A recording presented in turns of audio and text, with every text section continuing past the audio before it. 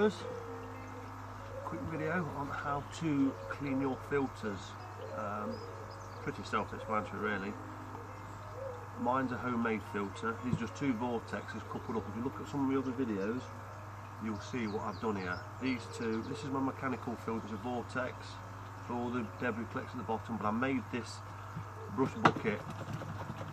It's like a divider with brushes on this side and then it goes through. This is my mechanical, we'll say mechanical, your first part, biological, your second part. I've got a third part which is a plant filter, so I've got mechanical filtration, additional biological filtration, because it was going to be intended that my plant filter, which is over there in the corner, see in other videos you'll see it, reduces the nitrates and there's additional filtration as well, biological. Working a treat for me this is. So all I'm going to do is just briefly explain how I clean this, and all filters were pretty much self-explanatory. So firstly, I've got a bottom drain, so what I've done, I isolate my bottom drain, put the plunger down so it stops the water coming in. I turn my pumps off, I take my skimmer basket out first, empty all the rubbish out.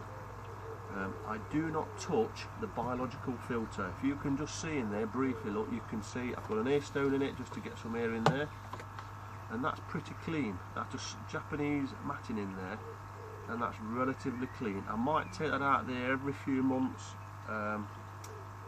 and dump it in the vortex of clean water from the pond.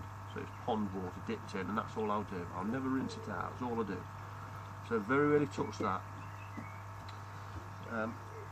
I've got a trickle fill, so in here I've got an overflow. So I've got my overfill in at the moment, and all I've done is I've just get rid of the first lot of rubbish with a tap. Put it in there so it goes to drain. Then I'll take my brush box out now. So that's that. I've got a brush in there. Be careful if you don't get splashed. Pull them up, look, and then I'll just carefully take this out. And there's loads of muck in there, look.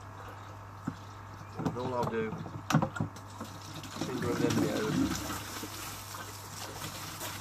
see the muck coming out of there, look.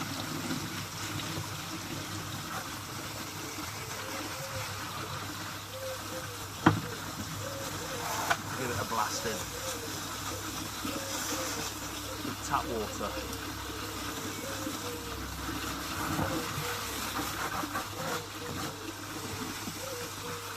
There we go, that's that done. And then every week or so I'll probably take these all out separately, look, and give them an individual brush in, and then pack them back in. So that's my brush cartridge, if you like. And then I just hose me bucket out.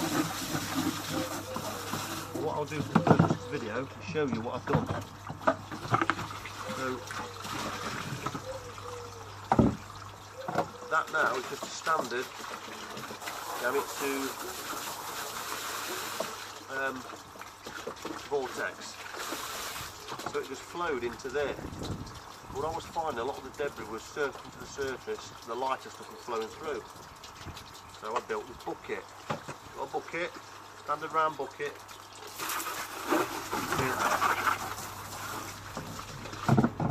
Standard round bucket.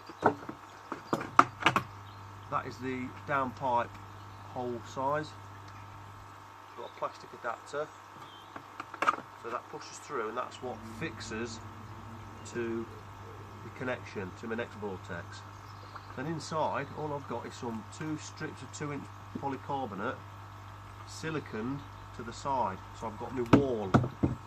So that plastic mesh type effort that I've made just slides into the front of the brush box. There you go. And then on the front of that I've got 28mm holes. So, and then at the bottom of this side I've got a tank connector. I've got a hole on the front edge. A bit of plastic pipe to block the hole up. So technically I don't have to take this out, because what I do, put it sideways on, the water comes through these holes, hits and goes through the brush box and then into the rainwater pipe that feeds my bio, and that's it. So technically all I need to do is get my hose, take this out, this pipe, which opens the first part of the brush box so the water can drain out and drop into my vortex. Okay, so I could technically, I've just only done this to show you. So I'll just hose the bottom out, get rid of any deposits, I'll put this back, drop that in there. So that now is my brush box clean. So technically all I need to do is drain the water, pull my pipe at the front so I can allow this to drain. All the rubbish goes into the bottom. I'll then blast all the dirty muck out.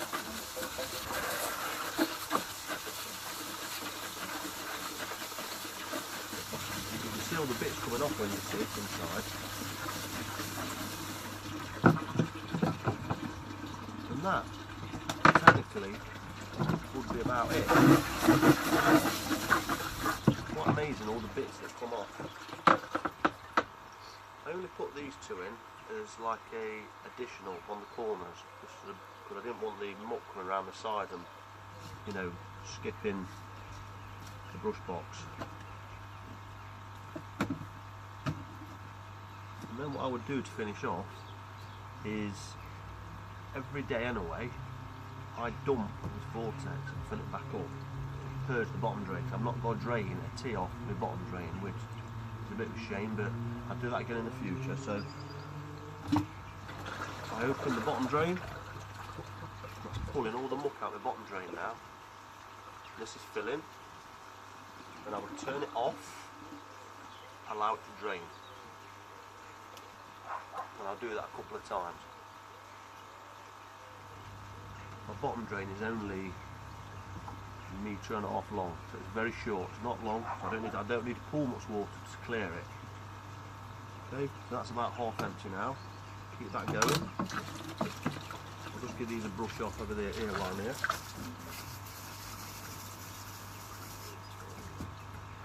Put that back in.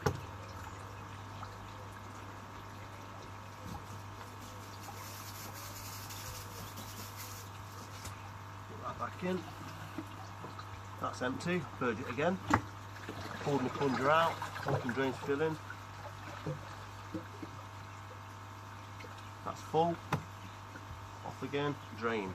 And that dumped about 140 litres.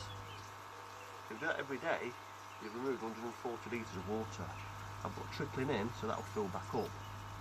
There's 1,000 litres a week. And it's trickling on about 15%. So I'm changing quite a bit of water a week. And what I've got as well is this mesh, and I just sit that in the top of my bio, and it just gives a bit more protection. If you look in that, it's quite a lot of muck, look. See the difference? What I'll do, look, while that's draining, just to show you. Blast it.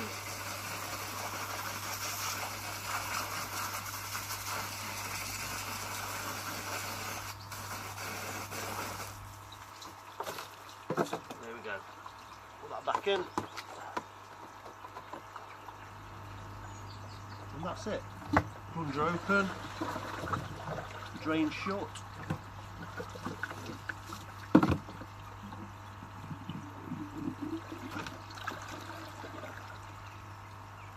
Let me fill now.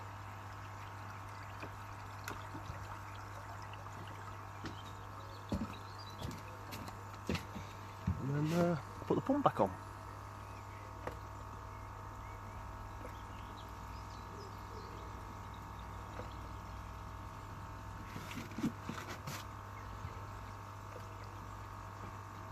And there we go. Fountain's running to my plant filter, you can hear it in the background. And that's running, and the water level's dropped about 1 inch. So that will take probably a couple of hours for the trickle to fill back up. All I'm left to do now is blast that out, put that back in, put another pump on, that feeds my shower, and that's it. That's as dirty as it gets for me there, in my filtration, and it's working really well. And that's it. There's nothing else to add really.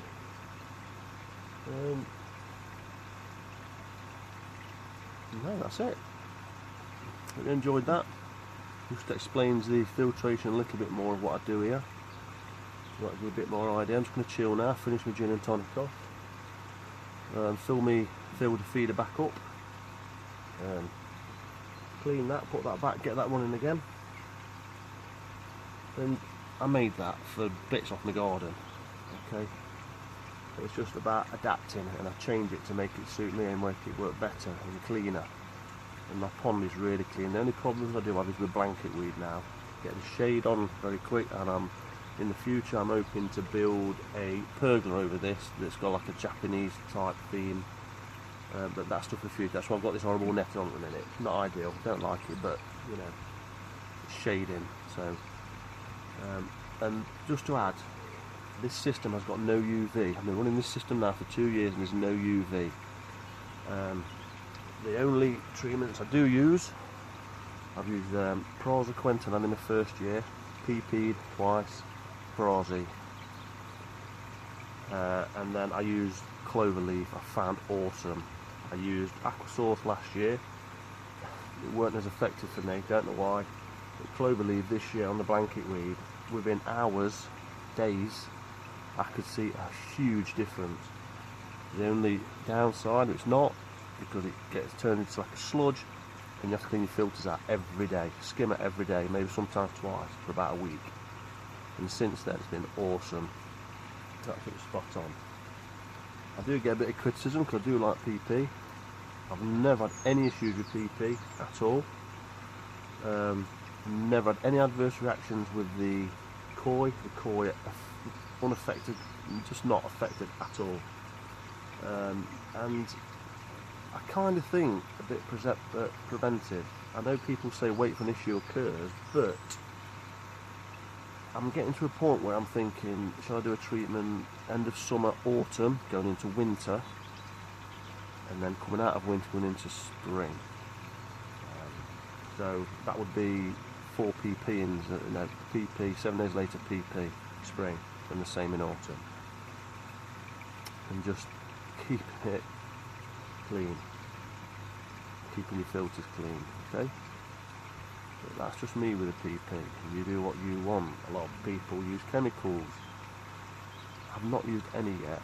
Maybe I've been lucky, I don't know. Maybe it's because the PP keeps the parasites at bay. I don't know, that's what I think. And I know PP twice, 100% Parasite now, has killed fluke, costia, Charlie. They're the 3 parasites I had when I first set the pond up, because I put fish in there and I didn't QT them. I just mixed them straight in. So as soon as the fish were put in, a month later I'm having a brand new pond, brand new water flashing, and I got a microscope. It had parasites, fluke, chilo, costia. So I looked at solutions, spoke to a lot of koi keepers. I went the PP route, and it killed the chilo, killed the costia. That first autumn, it left a fluke or 2, and I left them all winter, and I PP'd that spring. And then I used Parasite, 1 dose of Parasite, and it killed everything clean. I've not had a parasite since. I've had a bit of flashing this year, but I think that's pH and some water adjustments and temperature and stuff. I couldn't find any, and I've PP'd this year. Fine, okay, and Cloverleaf. Okay, and that's been of help. Friendly koi keepers, subscribe to the channel. I think it's been of help. Have a good day. Gin tea time.